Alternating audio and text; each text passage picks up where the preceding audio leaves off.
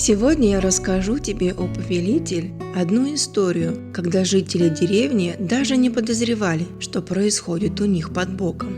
Факир, не умевший читать. На свете множество мошенников, но вовсе не потому, что они самые умные и хитрые. Просто честные люди бывают слишком доверчивыми. Доверчивость гораздо более распространенное качество, чем умение убеждать. Впрочем, вполне вероятно, что эта история докажет обратное. В одном из районов города-пророка жили совершенно особенные люди. Башмачники здесь не умели шить башмаки, красильщики красить, а купцы торговать. Все эти горе-мастера предпочитали обманывать и хитрить, а не жить честно.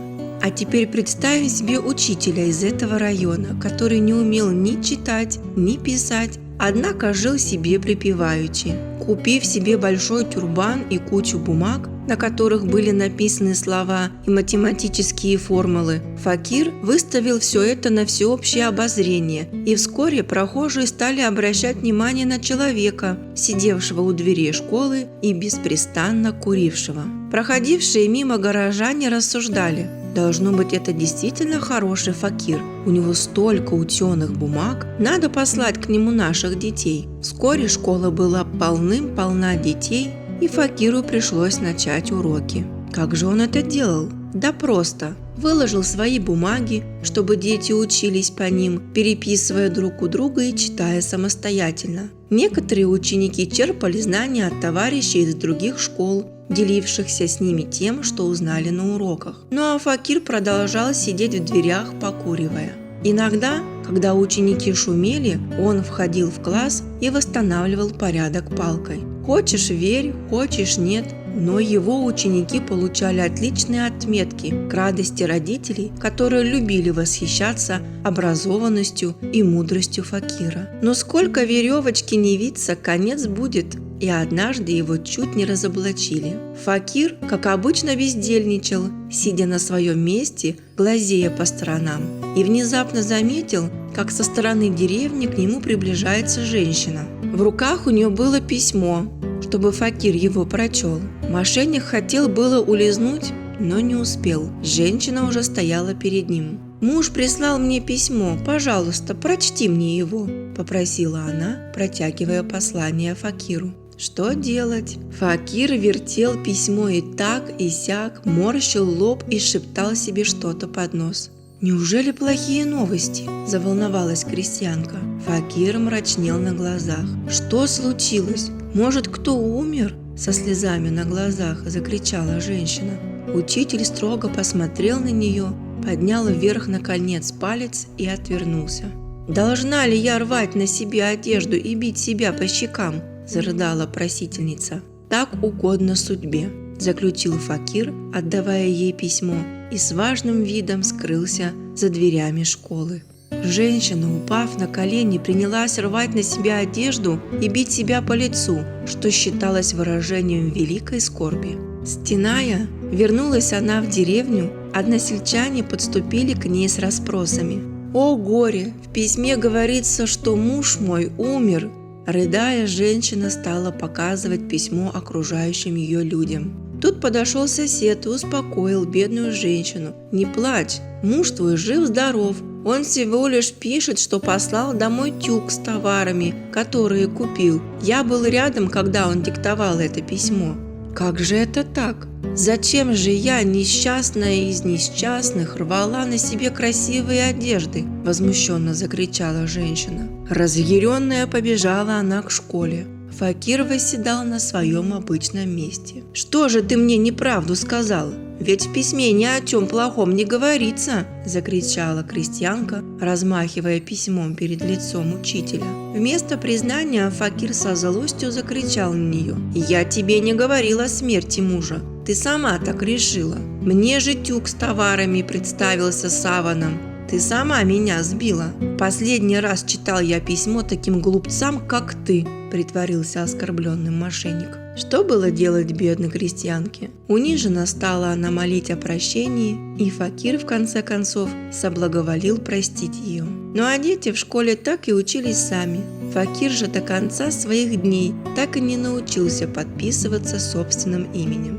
Глупые селяне! Надеюсь, они извлекли урок из того, что случилось, заключил царь Шахрияр, обращаясь к девушке.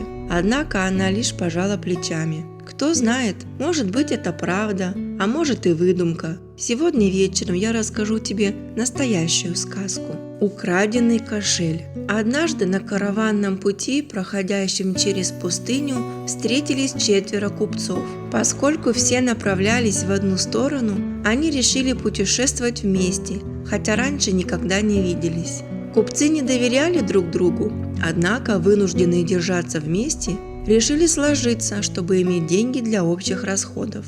Собранную 1000 динаров они положили в отдельный кошель и глаз с него не спускали. Добравшись до ближайшего города, купцы оказались возле великолепного сада, который словно был создан для отдохновения и удовольствия. Спешившись, они оставили лошадей привратнице и ей же вручили кошель, предупредив: «Отдашь его назад только тогда, когда мы все 4 придем за ним к тебе». Купцы улеглись отдохнуть в тени кустов миндаля, но очень скоро их стал манить к себе пруд с прозрачной водой, который находился поблизости. Купцы плескались в нем словно малые дети, а когда вышли из воды, были похожи на лесных разбойников.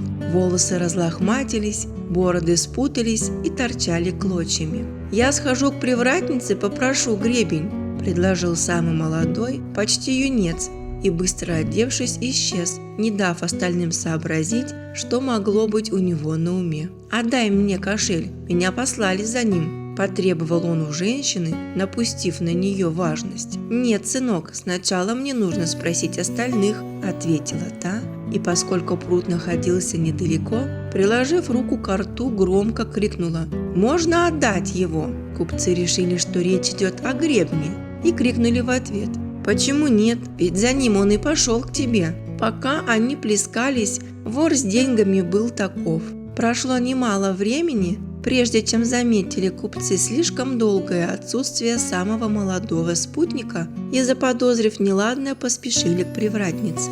Ничего исправить они уже не могли. Мошенник ускакал далеко, однако купцы не желали сдаваться. Схватив бедную женщину за руки, они повели ее к судье. «Эта старуха должна нам деньги», – выступил вперед самый старший из купцов. «Мы отдали ей на хранение кошель с золотыми динарами и предупредили, чтобы отдала его лишь тогда, когда мы все за ним придем. Но она отдала его самому молодому из нас, и он сбежал. У нас больше нет денег. Так ли все было?» – спросил судья женщину. «Именно так», – ответила та, опустив голову. «Тогда ты должна вернуть кошель, а не то тебя ждет наказание». «Сделаю это с радостью», – заявила привратница, оглядев купцов. Однако условие было, что за ним придут все 4. «Так тому и быть», – провозгласил судья. «Приведите своего путника и получите кошелек, а до тех пор эта женщина считается невиновной». Купцы поняли, что не там искали виноватого, ведь обвинять всегда легче, чем искать истину. Этот юнец не просто мошенник, но еще и ловкий вор. Думаю, в конце концов он закончит свои дни в руках палача, заключил Шахрияр, когда рассказ Шахрезады подошел к концу. Улыбнувшись, девушка пожала плечами. «Нельзя быть в этом уверенным, мой господин. Может быть, этот юноша исправится и будет жить честно, по законам, записанным в Коране. Говорят, что праздность – мать всех пороков, но не всегда она приводит к плохому концу». Аудиорассказы от Иде My Life.